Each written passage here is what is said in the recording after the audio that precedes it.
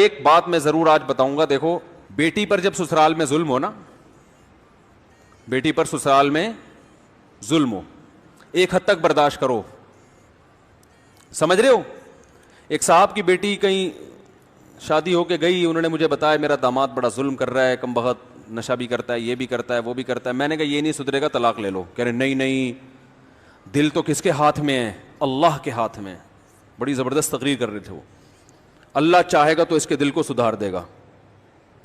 میں نے کہا دل بھی اللہ کے ہاتھ میں ہے, اللہ چاہے گا تو سدھار بھی دے گا, لیکن ہمیں نہیں پتا کہ اللہ چاہے گا بھی کہ نہیں چاہے گا. جو اصل ٹیکنیکل چیز ہے اس کو تو آپ کیا کر رہے ہو بھائی. اللہ اگر بتا دے کہ میں سدھار دوں گا پھر تو ٹھیک ہے. اللہ نے کب گارنٹی لی ہے کہ سارے بگڑوں کو میں سدھاروں گا؟ کہیں گارنٹی لی اللہ نے تو تمہارے داماد کو تو میں بالکل ٹھیک بنا دوں گا؟ اللہ نے تو کہیں نہیں کہا.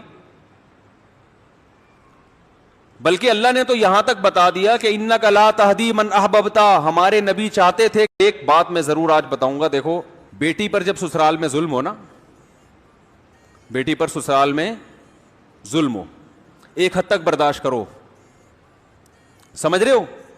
ایک صاحب کی بیٹی کہیں شادی ہو کے گئی, انہوں نے مجھے بتایا میرا داماد بڑا ظلم کر رہا ہے, کم بخت نشہ بھی کرتا ہے, یہ بھی کرتا ہے, وہ بھی کرتا ہے. میں نے کہا یہ نہیں سدھرے گا, طلاق لے لو. کہہ رہے نہیں نہیں, دل تو کس کے ہاتھ میں ہے؟ اللہ کے ہاتھ میں.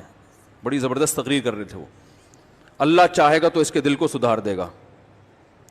میں نے کہا دل بھی اللہ کے ہاتھ میں ہے, اللہ چاہے گا تو سدھار بھی دے گا, لیکن ہمیں نہیں پتا کہ اللہ چاہے گا بھی کہ نہیں چاہے گا. جو اصل ٹیکنیکل چیز ہے اس کو تو آپ کیا کر رہے ہو